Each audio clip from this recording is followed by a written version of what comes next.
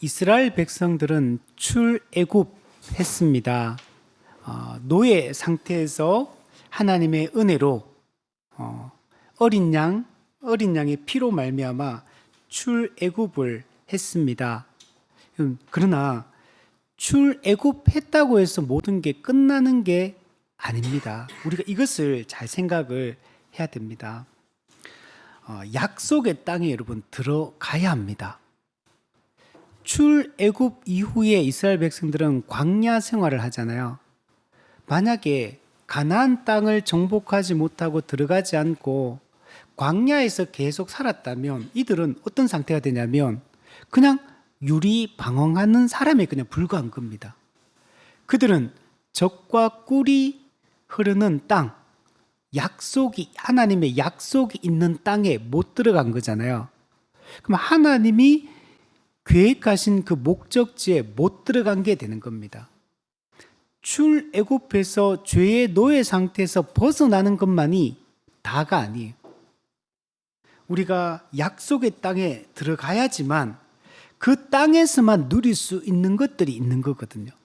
그 땅에 들어가지 않으면 광야에서는 누릴 수 있는 것이 제한적인 겁니다. 이건 흡사 이런 겁니다. 우리가 구원받고 난 후에 나중에 천국에는 못 들어가고 현재 이 땅에서 우리가 구원받은 상태로 그냥 이 현실의 삶에서 이게 영원히 지속되는 것과 같은 겁니다. 우리가 지금 예수 믿고 이 현재의 삶을 살아갈 때 지금도 우리가 하나님 나라의 복을 누리고는 있어요. 근데 매우 제한적이죠. 우리는 아직 죄성을 가지고 살고 있죠. 우리를 대적하는 악한 존재들이 있는 상태에서 살게 되는 겁니다. 여기서 끝나서는 안 되는 거죠. 우리가 구원받은 이후에 완성된 그 나라에 들어가야 되는 겁니다. 그 나라에 갔을 때 우리의 모든 죄 짓는 것을 그치게 되고 하나님이 제공해 주는 그 완전한 안식을 누리게 되는 거죠. 이 땅에서 우리가 지금 예수 믿고 지금 살아가지만 매우 제한적입니다. 우리가 그래서 영적 전투에서 때로는 지기도 하고 그리고 막 얻어 터져서 막 영적으로 피폐해진 상태에서 살 수도 있어요. 이번 주에 철로역정 강의를 하면서 작은 믿음과 큰 믿음에 대한 얘기를 했습니다. 작은 믿음도 구원받은 자고 큰 믿음도 구원받은 자예요. 근데 작은 믿음과 큰 믿음이 천국을 향한 순례의 여정 가운데, 즉 우리 출애굽기로 말하면 광야 생활 동안에 현재 우리가 살고 있는 이미와 아직의 이 종말 이 기간 동안에 작은 믿음과 큰 믿음은 큰 차이가 있어요. 구원은 나중에 작은 믿음도 받지만 이 땅에 살아가는 동안에는 아주 큰 차이가 있어요. 작은 믿음 주변에는 항상 그를 넘어뜨리려고 공격하려고 하는 이 악한 자들이 항상 대기 상태로 있어요. 근데 큰 믿음 같은 경우는 큰 은혜를 받다 보니까 이런 공격하려고 하는 이런 세력들이 힘을 못 써요. 그러니까 그들이 큰 은혜를 받으니까 그들이 불이 나게 도망간다. 즉 무슨 말이냐? 큰 은혜를 받으니까 그들의 그 영향이 먹히지를 않는 겁니다. 그들이 공격하고 그들이 회방하고 하는데 큰 은혜를 받은 큰 믿음의 사람은 그것에 영향을 안 받는 거예요. 공격하지만 공격을 안 받아요. 공격을 받았지만 다치지 않아요. 이게 큰 믿음의 상태입니다. 그래서 큰 믿음을 가진 사람들은 이 땅에서 은혜의 방편을 부지런히 사용해서 매일 매순간 은혜를 받으니까 마음의 기복이 별로 없어요. 공격이 있는데 그 공격이 먹히지 않으니까 항상 안정된 심령으로 항상 평안한 상태에서 계속 살아가요. 그들에게 공격이 없는 게 아니에요. 공격이 있는데 그 공격을 당했는데 그 공격이 안 먹히니까 이 사람이 흔들리지 않고 요동하지 않는 삶을 살게 되는 거죠. 그러니까 영적으로는 강건한 상태, 강한 상태가 계속 유지되니까 이 사람이 인생을 살아갈 때 어떤 느낌을 받게 되냐면 힘들지가 않은 겁니다. 인생이 무겁게 느껴지지가 않고 힘들게 안 느껴져. 왜? 늘 은혜 가운데 충만한 기쁨 가운데 살다 보니까 그런 거죠. 근데 작은 믿음 같은 경우는 이 사람이 작은 믿음이 있기 때문에 이 사람이 거처하고 있는 것은 항상 그들을 공격하고 그들이 넘어질 만한 그 주변에 맴돌고 있어요. 항상 시험을 당하고 유혹을 당할 만한 그 환경 속에 자기를 항상 갖다 둬. 감정적으로 무너지기 쉬운 환경 속에 항상 자기 자신을 갖다 둬. 우리가 그런 얘기 하잖아요. 우리가 한번 생각해 보시면 시내 나가가지고 여러분 우리 뭐 대구에 깡패가 많다 가는데 깡패 잘 만납니까? 아, 저 사람은 조직원이구나. 저도 잘 못 보거든요. 시내만 동성노파 무슨 파 뭐 많다 가는데 저는 잘 모르겠더라고. 왜 그럴까? 그런 사람이 모이는 곳에 안 가니까. 그 사람을 만나서 그 깡패를 만나서 깡패에게 또는 사기꾼을 또는 그런 이상한 사람을 만날 일이 잘 없어요. 왜 그런 주변에 안 가니까. 마찬가지로.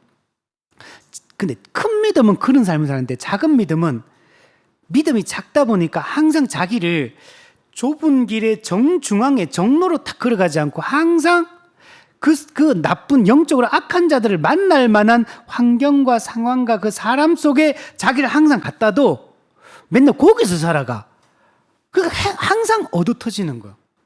그 유혹을 당할 일을 자기 스스로가 자꾸 만드는 거예요. 자초하는 이런 인생인 거죠. 자, 그러므로 우리가 이 땅을 살아갈 때도 큰 믿음의 상태, 큰 은혜를 받고 흔들리지 않는 삶을 살아가는 게 매우 중요한 겁니다.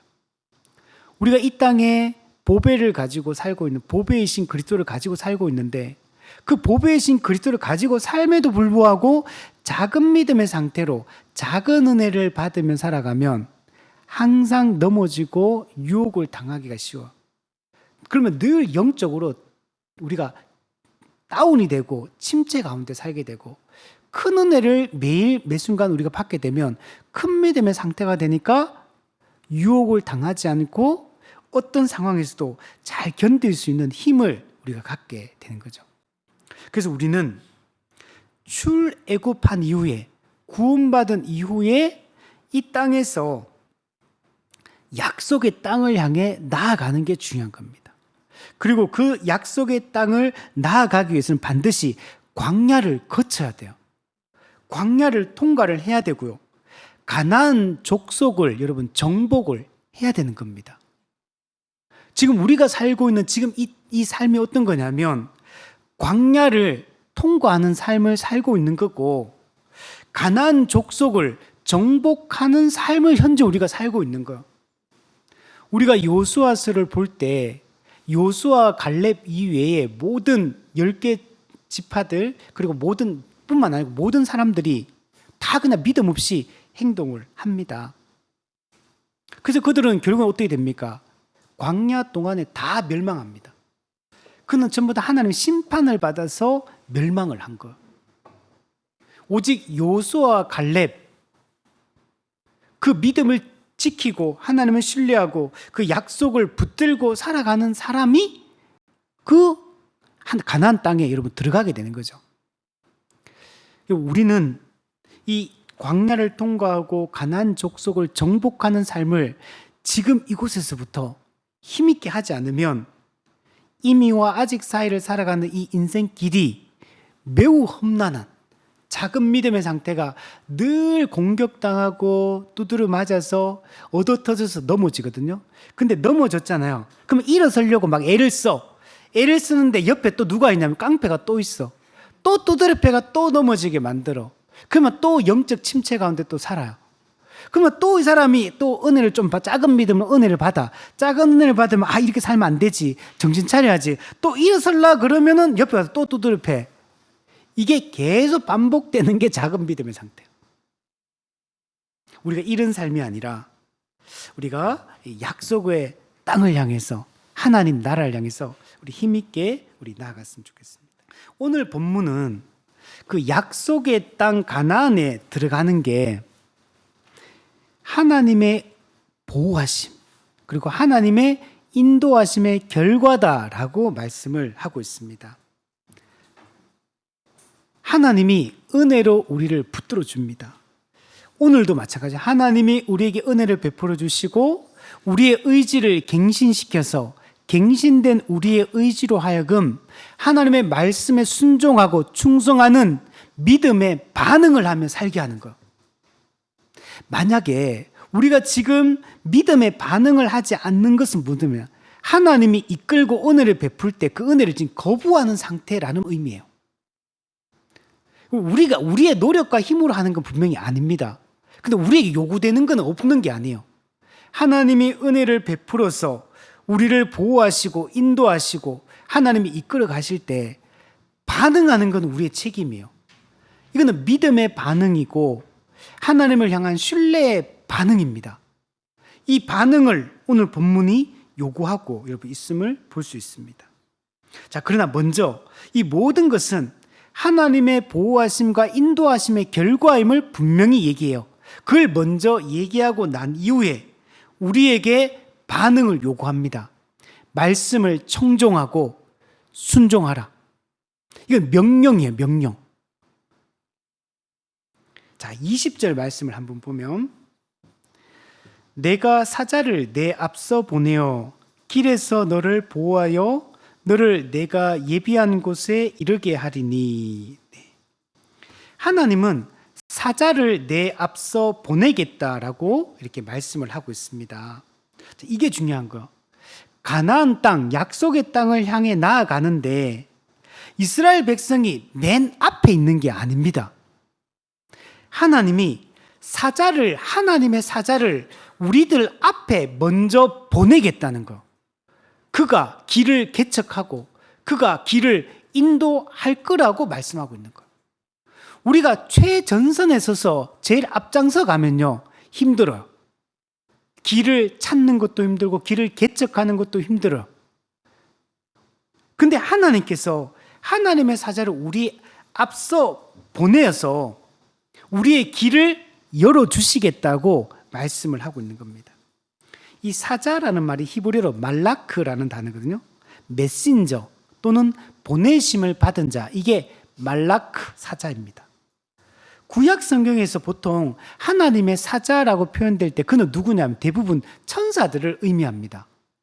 천사들이 하나님의 명령을 수행하는 천사들이 하나님의 사자다, 말라크다 이렇게 보통 얘기하거든요.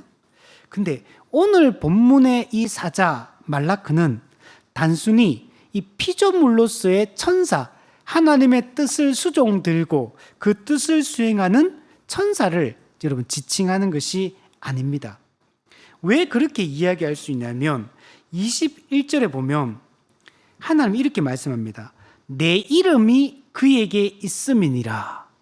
그 두 번째, 또 그를 노엽게 하면 너희 허물을 사하지 아니할 것이다. 두 가지. 내 이름, 하나님의 이름이 그 사자에게 있다 이렇게 말하고 있고, 두 번째, 너희가 만일 하나님의 말씀을 순종하지 않고 또 그들을 노엽게 하게 되면 어떻게 되냐면 너희 허물을 사하지 아니할 거다. 누가? 그 사자가. 여러분, 청종하지 않고 노엽게 하면 허물을 사하지 않는다. 여러분, 허물을 사하는 존재는 누굽니까? 하나님밖에 없어요. 죄를 용서하는 분은 하나님밖에 없거든요. 그러므로 하나님의 이름이 그 사자에게 있다.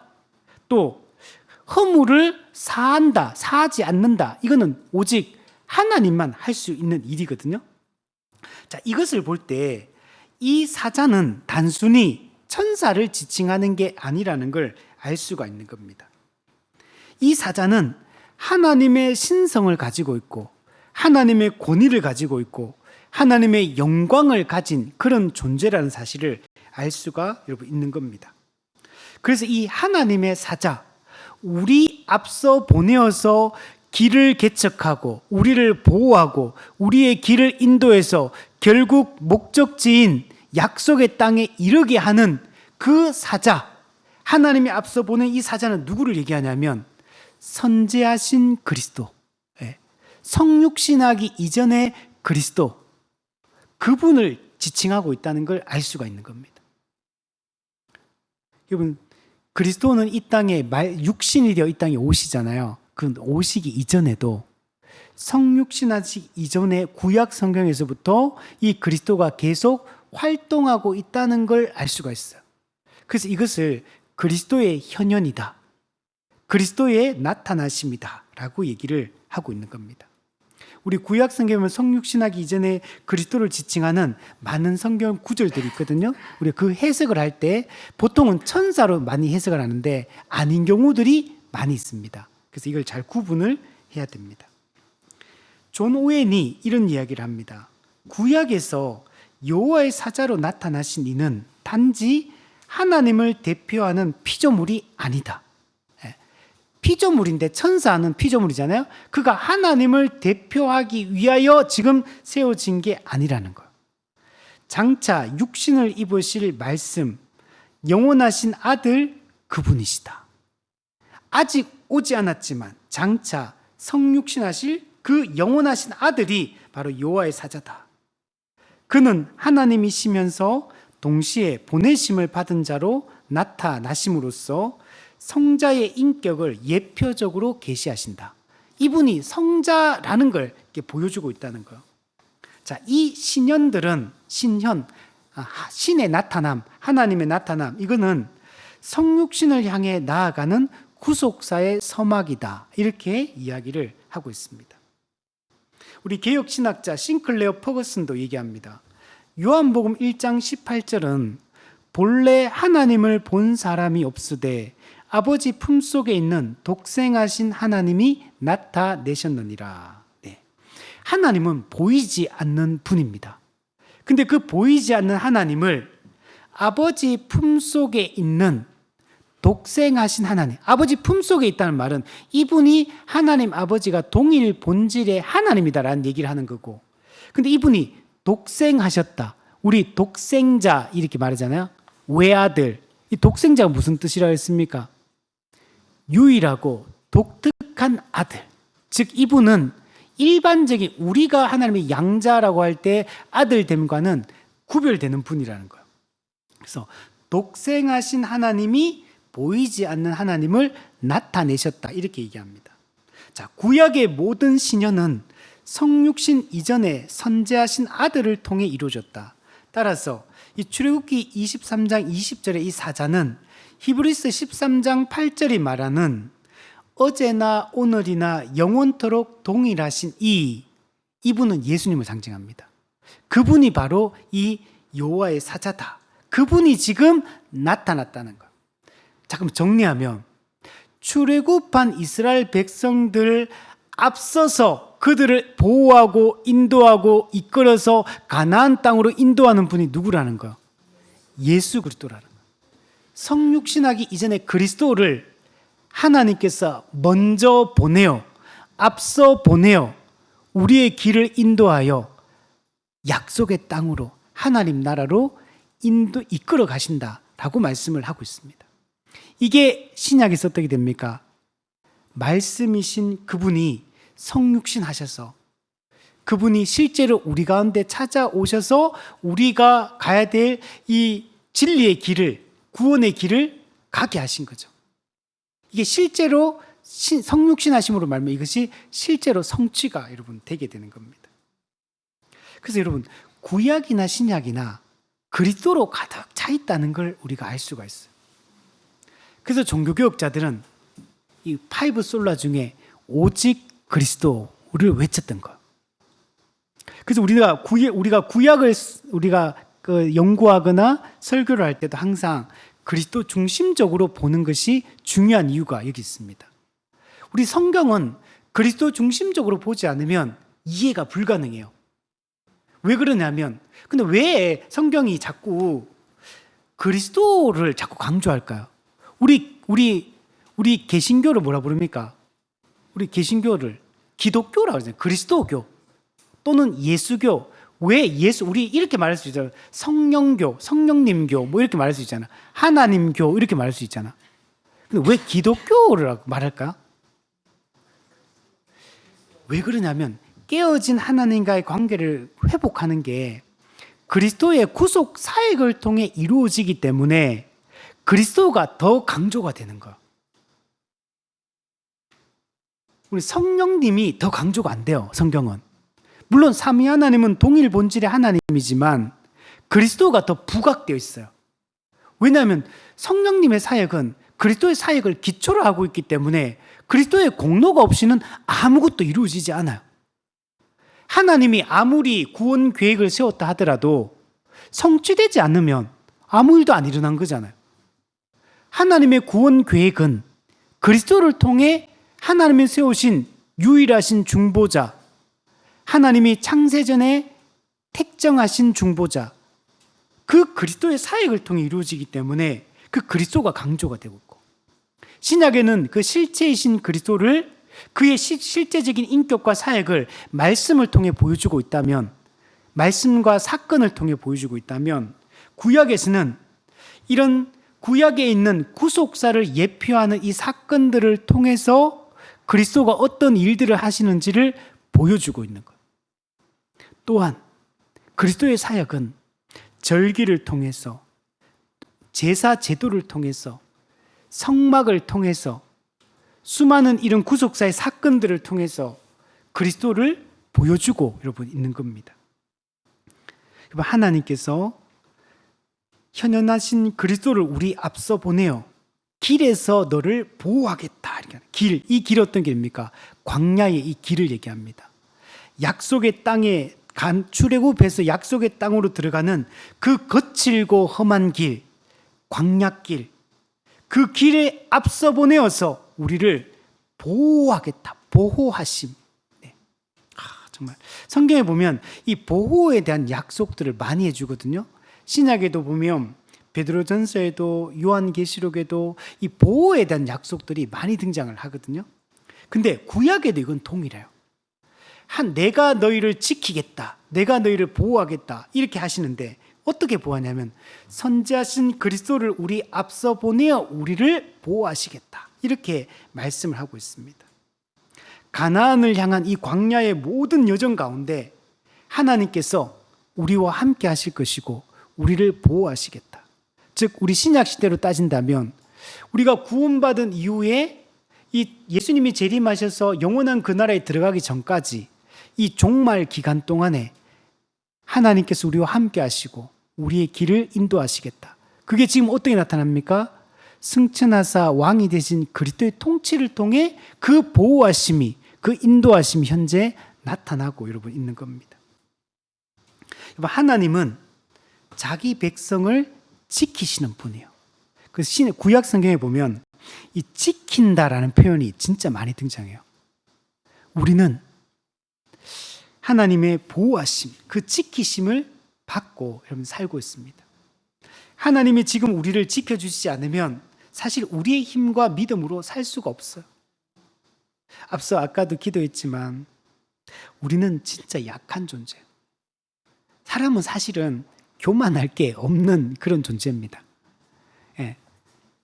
우리가 사람이 뭘 모르면 교만하죠. 그렇구나. 근데 이제 살아보면 교만할 수 없다는 걸 알게 되죠. 진짜 우리가 예수 믿고 구원받은 이후에도 얼마나 약한지 몰라요. 진짜 약한 존재고, 그래서 매일 매 순간 은혜가 없이는 안 돼요. 그래서 우리가 이 땅에서 살아가는 유일한 방법이 대요리문답 이번 주에 강의하면서 거기 나왔던 내용인데, 마지막에 보면 무슨 얘기하냐면 은혜의 방편을 부지런히 사용하는 거. 이게 핵심이에요. 핵심. 신앙생활 어떻게 하면 잘합니까? 어떻게 하면 하나님 뜻대로 살 수 있습니까? 어떻게 하면 성령의 인도함을 받을 수 있습니까? 어떻게 하면 하나님의 그리스도의 통치를 받으며 살 수 있습니까? 어떻게 하면 성령 충만하게 살 수 있습니까? 어떻게 하면 거룩하게 살 수 있습니까? 답은 딱 한 가지예요. 은혜의 방편을 부지런히 사용해라. 이게 교리문답에서 끊임없이 강조하고 있는 바예요. 그럼 은혜의 방편을 부지런히 하려면 어떻게 됩니까? 교회 중심으로 살 때만 가능해요. 교회 중심이 아니면 절대로 은혜의 방편을 사용해서 말씀 중심으로 사는 게 불가능합니다. 말씀 중심이 아닌 사람은 절대로 하나님 중심으로 사는 게 불가능해요. 말씀 중심이 아닌 사람이 신본주의로 산다? 아니요. 반드시 그 사람은 인본주의로 살 수밖에 없어요. 그래서 여러분, 결국에는 핵심으로 들어가 보잖아요. 그럼 구체적으로 뭐 해야 됩니까? 라고 물어본다면 은혜의 방편을 부지런히 사용하십시오. 이걸로 귀결이 돼요. 우리가 교회적 삶을 사십시오. 교회 중심을 사십시오. 그렇지. 그게 뭐 어떻게 하냐? 은혜의 방편을 부지런히 사용해서 큰 은혜를 날마다 받으면 교회 중심이 되고, 교회 중심이 된 사람은 말씀 중심이 되고, 말씀 중심이 된 사람은 하나님 중심이 되게 돼요. 그러면 그 사람은 아까 이제 큰 믿음의 상태가 되고, 큰 믿음의 상태에 있는 사람은 유혹이 오고 공격이 오는데 공격이 먹히지 않는 삶을 살게 돼요. 그래서 든든해. 잘 안 넘어져. 잘 마음이 낙심이 안 돼. 절망하지 않아요. 그 신앙 정서가, 조나단 에드워즈가 했던 그 신앙 정서가 항상 밝아. 우리 철로역정에 보면 맑음의 상태라고 하는, 높은 신앙 수준, 더 높은 신앙의 수준을 기쁨의 산에 있는 맑음의 상태라고 표현하거든요. 맑음의 상태. 우리가 영적으로 맑음이 돼야 돼. 우리 신앙의 정서가 비옴 이렇게 되면, 흐림 이렇게 되면 안 돼요. 맑음. 그 맑음의 상태, 철로역정에 맑음의 상태는 어떤 상태가 되냐면, 망원경을 통해서 천국의 문을 멀리서 땡겨가 바라보기 시작해요. 그래서 그 재밌게 표현했죠. 망원경으로 천국을 당겨가 보니까 이 사람한테는 천국이 선명해. 천국이 가깝게 느껴져. 그래서 영적으로 더 높은 신앙의 수준이 딱 되면 영적으로 맑음의 상태가 되고, 맑음의 상태에 있는 사람은 천국이 가깝게 느껴지고 가까이서 그런 것들이 경험되기 시작해요. 그러니까 이 사람은 어떻게 되겠어요? 더 확신 있게 살아가고, 더 담대해지고, 더 소망이 넘치고, 더 기쁨이 넘쳐. 그리고 현실의 삶이 무겁게 안 느껴져. 그 현실의 삶을 아주 힘있게 잘 살아가는 사람이 되게 되는 겁니다. 그렇게 되니까 이 사람이 어떻게 사냐? 현실이 안 무거우니까 더 열심히 살게 돼. 쉬워, 삶이. 힘들게 안 느껴지니까. 이게 선순환이 이루어져요, 선순환이. 그래서 은혜의 방편을 부지런히 사용할 때 모든 것이 시작된다. 그럼 은혜의 방편은 어떻게 사용하느냐? 말씀과 성례와 권징과 성도의 교제와 봉사와 섬김과 기도와 찬송과 성도의 교제와 서로 권면과 책망과 이걸 통해 이루어지는 것. 예배의 요소에 더 적극적으로 참여하는 것. 예배의 자리를 더 나아가는 겁니다. 말씀을 공적으로나 사적으로나 말씀을 더 가까이 하는 것. 기도하는 것. 그러면 살게 됩니다. 자, 오늘 본문에 보면 하나님이 너를 보호한다 그랬죠. 이 보호하는 건 단순히 육신적으로 보호한다 이런 의미만 가지고 있는 게 아니에요. 하나님과의 언약 관계를 유지시킨다. 언약 관계를 지킨다. 이런 의미를 여러분 가지고 있습니다. 근데 어디서 너를 보호하냐면 길에서라고, 길에서. 이 길은 1차적으로는 지리적 경로죠. 가나안 약속의 땅까지 가는 그 길을 얘기하는 거죠. 광야 생활을 얘기하는 거죠. 근데 이건 어떤 의미를 가지고 있냐면 삶의 방향성과 관련되어 있는 거예요. 삶의 방향성을 지킴으로 하나님과의 언약 관계를 지킨다. 이런 의미를 여러분 가지고 있는 겁니다. 그냥 단순히 그냥 이 세상에서 잘 먹고 잘 살고 안 아프고 병 안 들고 그냥 이 하는 일 잘 되고 돈 잘 벌고 이런 걸 잘해주겠다 이런 얘기가 아니에요. 이 순례의 여정을 끝까지 믿음을 지키며 바른 정로를 향해서 그 믿음의 길을, 좁은 길을 잘 걷게 하겠다. 그리고 하나님과의 관계를 잘 유지하며 하나님과의 충만한 기쁨과 교제 가운데 살게 하겠다라고 말씀을 하고 있는 겁니다. 점점 믿음을 잃어버리는 시대입니다. 사람들이 점점 교회를 떠나고 있는 시대입니다. 우리가 이때 우리의 믿음을 지키고 우리가 끝까지 이 올바른 삶의 방향성을 유지하고 하나님과의 언약 관계를 지키는 것은 여러분 우리의 힘으로 되는 게 아니고 그 하나님의 은혜로 되는 거고, 그 하나님을 의지하는 자들, 그 말씀을 청종하고 그 말씀에 순종하는 자들, 그 믿음에 반응을 하는 사람들에게 이 은혜가 주어진다고 말하고 있는 거예요. 하나님의 은혜를 받은 자는 반드시 믿음에 반응을 합니다. 믿음의 반응을 하는 사람이 은혜를 받은 자고 택함 받은 자예요. 믿음의 반응을 하지 않는 자는 그가 택함 받지 않은 자라는 걸 삶으로 드러내는 거. 믿음의 반응은 공로는 아닙니다. 믿음의 반응은 구원의 근거가 아니에요. 믿음의 반응은 구원의 조건이 아닙니다. 그러나 믿음의 반응이 없는 것은 그는 문제가 됩니다. 자, 그리고 이렇게 말합니다. 사자를 앞서 보내어 길에서 보호하고 하나님이 예비하신 곳에 이르게 하겠다, 이렇게 말합니다.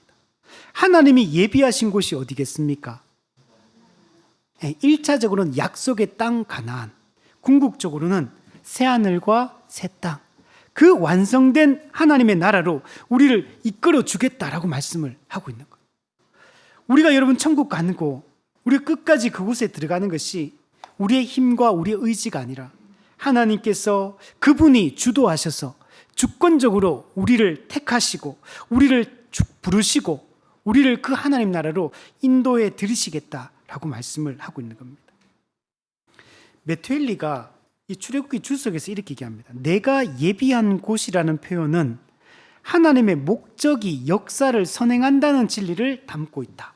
즉 역사적 사건이 되기 이전에 하나님이 이미 이 목적을 가지고 움직인다는 것. 하나님이 이미 이 계획을 가지고 이미 계획을 세웠고 그 계획을 이끌어 가시고 그 이후에 실제로 사건화, 실제가 된다는 것. 이스라엘이 가나안을 향해 나아가기 전에 가나안은 이미 하나님의 목적 안에서 그들을 위해 예비되어 있었다. 가나안 땅에 들어가기도 전에 이미 하나님의 마음속에는 가나안 땅에 자기 백성을 들여보내주기로 계획하시고 인도하신다는 것, 예비되어 있다는 것. 마찬가지로 신약시대에 우리도 영원을 향해 나아가기 전에, 즉 완성된 그 나라에 들어가기 전에 그 하나님의 나라는 이미 그리스도 안에서 우리를 위해 예비되어 있다. 이미 창세전에 우리를 택하셨고 택한 자들을 위해서 하나님 나라를 이미 준비해 놓으셨고 그리고 우리를 불러서 그 나라에 들어가게 하실 거다라고 말씀을 하고 있습니다. 그래서 이렇게 말합니다. 하나님의 섭리는 우리의 역사보다 앞서간다. 모든 일은 하나님의 작정과 섭리 가운데 다 있는 것. 실제로 우리 삶 속에 이루어지기 이전에 이미 그 계획과 그 섭리가 이미 다 있다는 겁니다. 그러므로 우리는 이걸 바라보는 게 믿음인 것. 그래서 히브리서 11장에 뭐냐면 믿음은 바라는 것들의 실체다. 보이지 않는 것의 확실한 증거다. 바라는 것, 아직 이루어지지 않았다는 거죠. 약속되어 있지만 아직 이루어지지 않은 것, 그걸 바라보는 게 믿음이라는 것. 하나님이 작정하시고 하나님이 비상섭리와 통상섭리를 섭리하실 것을 믿는 게 믿음인 것. 그건 미래적인 것. 미래적인 걸 지금 앞당겨 와서 지금 이곳에서 지금 여기서 신뢰하고 따르는 게 믿음인 것. 보이지 않는 것의 확실한 증거다. 보이지 않는 것, 눈에 안 보입니다. 손에 만져지지 않아요. 멀리 있어요. 하나님이 약속하셨기 때문에 그것이 성취될 것을 믿는 게 믿음. 그게 믿음이에요. 우리의 삶은 믿음으로 살아가는 것. 이미 우리에게 하나님이 약속하신 것은 반드시 실현되기 때문에 지금 그것이 이루어지지 않았다 하더라도, 지금 내 손 안에 그것이 들어오지 않았다 하더라도, 지금 보이지 않고 감각되지 않는다 하더라도 약속하신 하나님을 신뢰하는 것, 그분의 약속의 내용을 신뢰하는 것, 약속하신 그분의 성품을 신뢰하는 것, 이게 여러분 믿음인 겁니다. 우리는 믿음으로 반응을 해야 돼요. 이 이스라엘 백성들은 아직 가나안 땅에 들어간 게 아닙니다. 장차 들어가는 거죠. 근데 이미 약속되어 있고 주어져 있는 거. 믿음으로 행동해야 돼요. 하나님은 지금 우리에게 믿음의 반응을 요구하십니다. 지금 행동해야 돼요.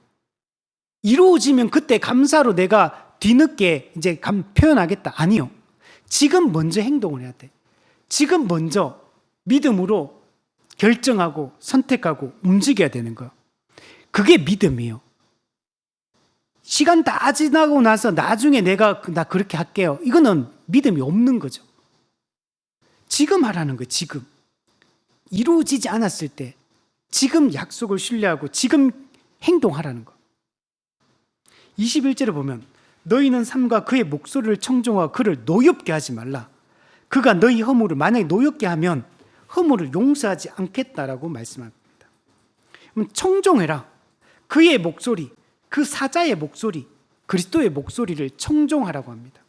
그럼 청종하는 것은 히브리어 샤마는 단순히 귀로 듣는 걸 얘기하는 게 아니에요. 듣는다, 청종해라, 듣는다. 우리 야고보서 1장에서 듣기는 속히 하고, 이 단순히 귀로 듣는 걸 얘기하는 게 아니에요. 귀로 듣고 전인적으로 반응하라는 거. 우리의 지정의를 다해서 말씀, 그의 사자의 목소리를 듣고 그 다음에 적극적으로 순종하고 행동하라고 얘기하는 거예요. 전인격적인 반응, 지적인, 감정적인, 의지적인 모든 반응을 요구를 하고 있는 겁니다. 구약 성경에 보면 이 말씀이 수없이 반복됩니다. 구약 성경에 율법이 주어지고 난 이후부터 계속 강조되는 게 규례와 말씀과 율법에 순종하고 청종하고 듣고 지키고, 이 말씀이 얼마나 많이 반복됩니까? 이게 믿음의 반응인 거. 네가 이걸 하면 조건부로 내가 너 구원해 주겠다라고 말씀하는 게 아니에요. 하나님이 은혜로 우리를 구원하신 후에 우리가 그 믿음의 반응을 할 것을 지금 요구하고 있는 겁니다. 그래서 신약 성경에도 직설법만 기록된 게 아니에요. 이미와 아직 사이에 있기 때문에 지금 명령법을 우리에게 주고 계신 겁니다. 지금 행동해야 돼요. 마음으로 좀 믿는데요? 아니요. 마음으로 믿는 거는 귀로만 듣는 거예요. 행동하지 않으면 마음으로 믿는 게 아니라는 걸 얘기하는 거예요. 작은 믿음의 상태가 귀로는 듣는데 행동하지 않는 거, 반응하지 않는 거, 실제적인 행동이 없어. 주를 위해서, 교회를 위해서, 하나님 나라를 위해서 행동을 해야 되는데 행동하는 게 없고, 저는 마음으로 깊이 믿어요. 그건 행동하지 않는 거. 그거는 믿음이 아니라는 거. 신명기 18장 15절에 보면 중요한 말씀하는데, 여호와께서 너희 가운데 내 형제 중에서 너를 위하여 나와 같은 선지자 하나를 일으킬 거다. 우리 사도행전에서도 이 말씀 봤죠. 모세와 같은 선지자 하나를 일으킬 거다. 그가 누구냐면 예수님을 상징하고 메시아를 상징하거든요. 근데 그 메시아를 일으킬 건데 그때 어떻게 해요? 너희는, 중요한 건 이거예요. 그의 말을 들을지니라. 하나님이 모세와 같은 선지자 메시아를 보내줄 건데 너희는 그의 말을 들을지니라. 그때 하나님이 우리를 인도하시고 가나안 땅으로 인도해 드리시겠다라고 말씀을 하고 있는 겁니다. 자, 두 번째는 그를 노엽게 하지 말라요. 노엽게. 그냥 단순히 말씀을 듣지 않는 것을 넘어서는 말이죠. 노엽게 하지 말라. 즉 그 말은 그 사자의 뜻을 거스르지 말고 그 사자의 뜻에 저항하지 말라는 것. 사람은 하나님이 정한, 우리에게 주신 말씀에 자꾸 저항을 해. 저항. 거슬러 말하고 거슬러 행동하고 그의 뜻을 거슬러 저항하는. 아니요, 저는 그렇게 하지 않는데요. 네, 행동하지 않는 게 거스르는 거라는 거예요. 단순히 제가 적극적으로 거부하는 것만이 거스르고 저항하는 거라고 생각하면 안 돼요. 성경에 철로역정에 보면 수많은 믿음이 있다고 말하는 인물들이 나오거든요. 그 사람 중에 교회 안 다니는 사람은 딱 한 명, 고집쟁이 빼고는 없어요. 다 교회 다녀. 종교적 행위 다 해. 누구보다도 자기가 믿음이 좋다고 구원의 확신을 다 가졌어. 근데 작은 믿음, 큰 믿음, 크리스찬, 소망, 믿음 외에는 철로역정에 나오는 모든 인물은 다 지옥 갑니다. 그 사람들 다 교회 다니는 사람들이야. 누구보다 열심히 있는 사람들이야. 근데 다 거부해. 그러니까 적극적으로, 외적으로는 거부 아무도 안 해요. 고집쟁이 외에는 고집 외에는 거부를 안 하거든요. 신앙 고백 다 해. 종교 행위 다 해. 모든 거 다 합니다. 그런데 그들은 다 책망을 받고 지옥으로 향하는 샛길로 다 빠져버려요. 중간에 다 탈락해버립니다. 여러분, 외적으로 고백하는 게 중요한 게 아니고 행동하는 게 중요한 거예요. 우리 야고보서 핵심 오늘 하게 될 믿음은 행함과 함께 일한다. 행함이 없는 네 믿음을 내게 보이라. 보여야 돼. 겉으로 드러나야 되고 행동화돼야 된다는 거예요. 그렇지 않으면 오늘 본문에 뭐라 합니까? 그걸 노엽게 한다라고. 노엽게 한다. 그러면 뭐라고 말씀하냐면 오늘 본문에 보시면 허물을 용서하지 않겠다 말씀. 이 여기 나와 있는 이 사자, 성육신하기 이전에 이 그리스도는 우리를 보호하고 예비한 하나님 나라에 인도한다 그랬잖아요. 근데 그분은 우리를 구원하는 분일 뿐만 아니라 이분은 그를 목소리를 청종하지 않고 그를 노엽게 하는 자들을 허물을 용서하지 않는 심판주라는 사실을 또 명백하게 얘기해요. 여러분, 그리스도는 구원자, 내가 세상을 구원하기 이 땅에 왔다라고 예수님 말씀하셨지만 아니다. 나는 세상에 검을 주러 왔노라. 칼을 주러 왔다. 세상을 내가 심판하기 위해서 왔다. 이렇게 말씀합니다. 누가복음 말씀에도 성육신 하셨을 때 이런 얘기를 해요. 그는 우리를 흥하게 하기도 하고 패하게 하기도 한다.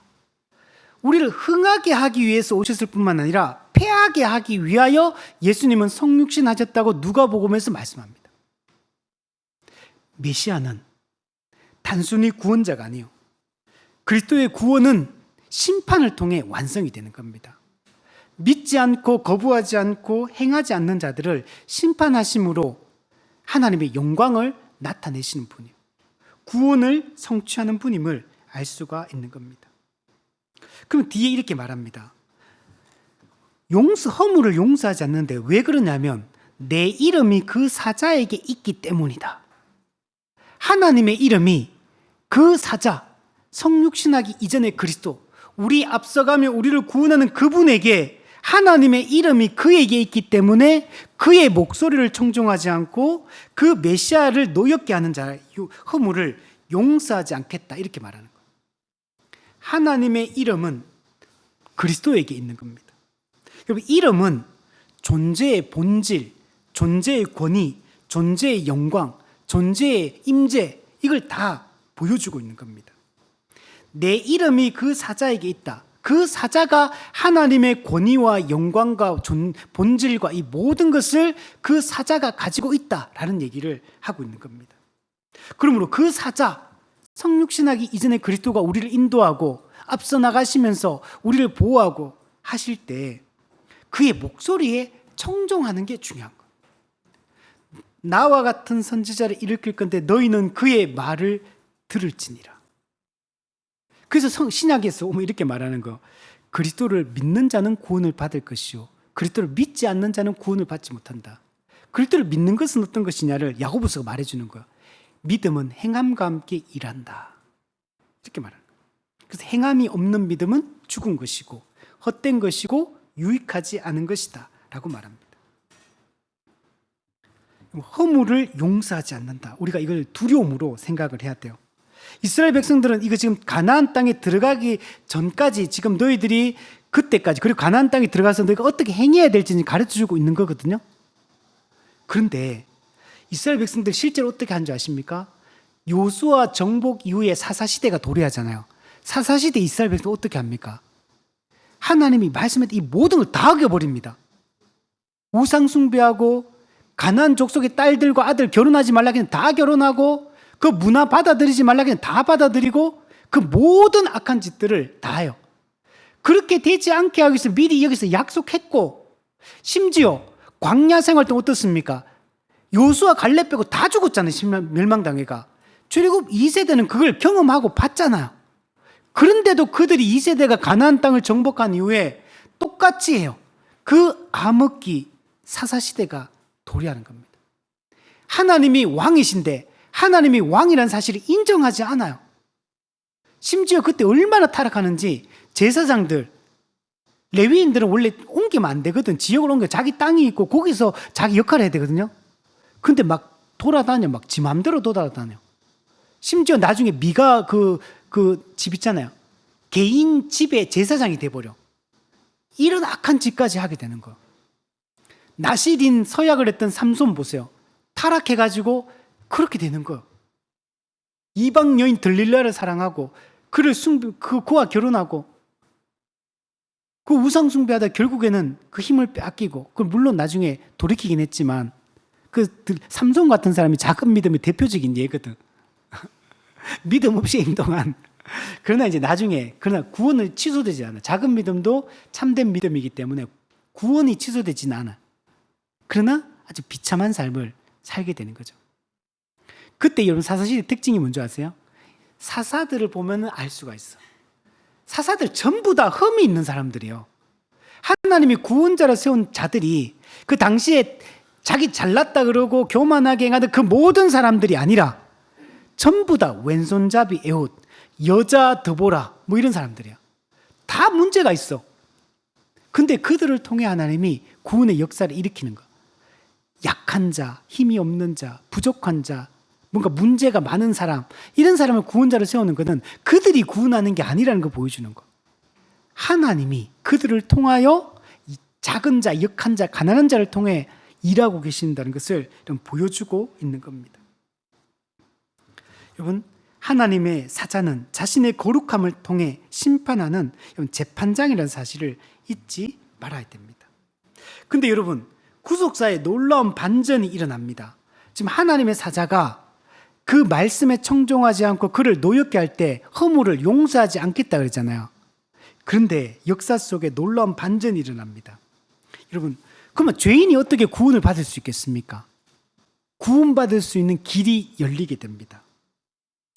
여러분, 이 여호와의 사자가 어떻게 됩니까? 성육신하시고 십자가의 죽으심으로 죄인이 하나님 앞에 설 수 있는 길을 열어주신 것. 이거는 역사의 반전이에요. 지금 여기서 사자가 허물을 용서하지 않는다라고 했고, 실제로 광야 그 사사시대, 그 가나안 시대에 보면 타락해가지고 그들이 심판받아 멸망하고 죽는 걸로 구약성경 가득 차 있거든요. 포로하고 돌아와서도 정신 못 차리고 또 포로 귀환 이후 시대도 아주 암흑기가 접어듭니다. 그래서 하나님이 그 말라기성 성경문을 닫았으면 좋겠다 이렇게 말해요. 그리고 신구약 중간기 암흑기 400년 동안 하나님이 더 이상 계시를 하지 않아요. 계시가 멈춘 적이 없거든요. 영적 암흑기가 도래하게 됩니다.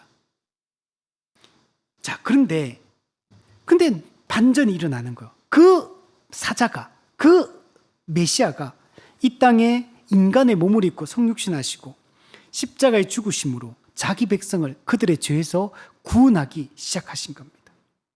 광야에서 가나안 시대에 죄를 심판하셨던 그 사자가 이제는 친히 육신을 입고 이 땅에 와서 죄에 대한 하나님의 심판을 자기가 직접 스스로 다 담당해 버리심으로 죄인이 구원받을 수 있는 길을 열어주신 겁니다. 이게 진짜 놀라운 거예요. 그래서 칼빈이 이렇게 얘기합니다. 사자가 허물을 용서하지 않는다는 것은 두려운 경고이지만 동시에 그분의 거룩하심이 완전하다는 증거다. 허물을 용서하지 않는다는 얘기는 이 사자가 거룩하고 공의로운 분이라는 사실을 알려주고 있는 거. 그 심판하는 거죠. 부패한 재판관은 뇌물로 눈이 가려지지만 이 사자는 하나님의 거룩하심 그 자체이시기에 죄를 죄로 다루신다. 죄에 합당한 형벌을, 공의를 반드시 시행하신다고 말하는 겁니다.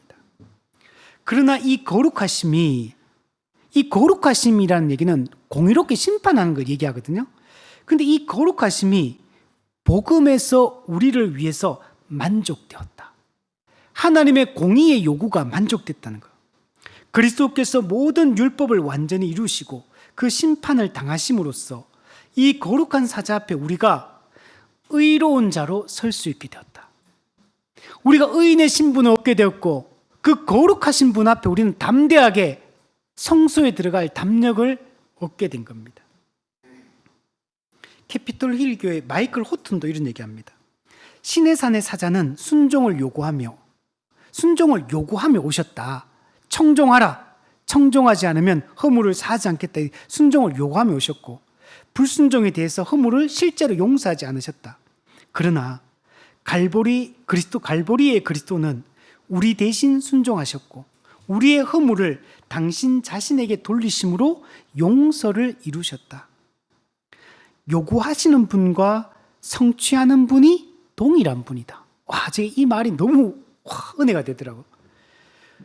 공의를 요구하는 분과 의를 성취하는 분이 같은 분이에요. 이게 역설이에요. 이게 은혜입니다. 그 거룩하신 분, 절대로 죄를 용납할 수 없는 그분이, 그 완전한 거룩함을 가진 그분이 우리를 그분 앞에, 그 거룩하신 분 앞에 서게 하는 분이 그분이라는 거예요. 그 공의의 요구, 율법의 요구를 이루고 우리로 하여금 그 담대하게 그분 앞에 서게 하시는 분이 동일하신 그분이라는 거예요. 이것이 언약 신약의 심장이다. 시내산의 음성과 갈보리의 음성은 동일하신 분에게서 나온다.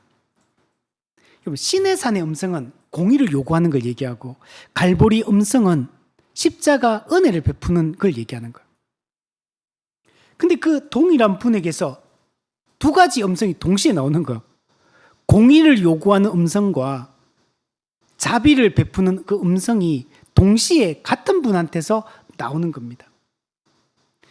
우리 이게 놀라운 거예요. 우리 야고보서에서 이런 말씀 있잖아요. 우리가 한 입으로 저주나 찬송을 하면 안 된다 이 얘기했잖아요. 그죠? 근데 예수님한테서는 공의의 음성과 사랑의 음성이 동시에 나오고 있어. 이거는 이 세상에는 없는 거. 이게 역설인 거. 복음의 역설인 거. 그 결과는 어떻게 되냐? 심판에서 은혜로 완전히 바뀌었다. 우리는 심판받아 지옥 갈 사람인데 은혜로 완전히 바뀌었어요. 이번 주에 금요 강좌 때 지옥의 본질에 대한 얘기들을 했어요. 음부와 지옥, 하데스와 게헨나의 차이점에 대한 얘기를 하고 공통점에 대한 얘기를 했어요. 그리고 그 음부와 하데스의 그 본질은 뭐냐? 그는 고통, 괴로움이다. 하나님과의 영원한 단절이고 그거는 하나님과의 영원한 분리다. 이제 이런 얘기를 했죠. 그럼 제 지옥에 대한 얘기를 하고 제가 이제 그 설교 들으시는 분한테 이 강의를 제가 보내주니까 어제 그 강의를 다 듣고 어제 그 소감을 저한테 보내주셨더라고요. 그러면서 그분이 뭐라고 얘기했냐면 성경에서 수없이 지옥에 대한 얘기를 하고 음부에 대한 얘기를 하는데 자기는 그게 너무 멀게 느껴졌다는 거예요. 지옥이라는 걸 늘 듣고 늘 했지만 나하고 지옥은 너무 멀게 느껴진다는 거예요. 음부, 지옥 이런 게 천국도 마찬가지고 이게 뭔가 피부적으로 와닿지 않는다는 거지. 그냥 멀리 있는 어떤 일, 우리 영적 흐림의 상태에서 보면은 천국이 안 보이거든요. 그럼 천국과 지옥이 안 보여요. 이게 맑음의 상태가 되면 천국도 가까워지고 지옥도 가깝게 느껴져요. 그게 그 무서움도 명확해지고 천국의 아름다움도 명확하게 보이기 시작하거든요. 그러면서 그 강의를 듣고 지옥이 이렇게 피부적으로 와닿는다. 그래서 정말 내 주변에 있는 믿지 않는 그 영혼들이 생각이 나고 이게 얼마나 내가 지금 뭘 해야 될지가 마음에 이렇게 다시 한번 생각하게 되었다. 이렇게 소감을 보내왔더라고요. 여러분, 이 갈보리 십자가는 심판에서 은혜로 완전히 바꾼 사건이에요. 우리를 지옥에서 천국으로 완전히 우리를 이동시킨 사건이 갈보리 십자가라는 겁니다. 우리가 이것을 생각하며 우리에게 베풀어진 이 은혜가 얼마나 큰 것인가를 생각할 수 우리 있었으면 좋겠습니다. 자, 정리하겠습니다. 오늘 여기까지 할게요. 정리하면 우리는 출애굽 어린 양의 피로 구원받았죠. 이것도 전적인 은혜죠. 광야에서 우리는 가나안 땅을 향해 가야 돼요. 광야 생활을 해야 돼요. 광야를 통과해야 되고 가나안 땅을 정복해야 돼요. 이 두 가지 일을 해야지만 가나안 땅에 들어갈 수 있죠. 거기서 정착할 수 있죠. 하나님 나라에 정착할 수 있죠. 출애굽도 은혜고 광야 생활도 돼요. 사자를 앞서 보내어 우리를 보호하고 인도하겠대요. 우리 이 땅에서 지금 종말의 기간 동안에 이미와 아직 사이를 그리스도가 우리를 통치하고 우리를 보호하고 이끌어 가시겠다는 거. 그리고 가나안을 정복하는 거. 이거 누구 힘을 합니까?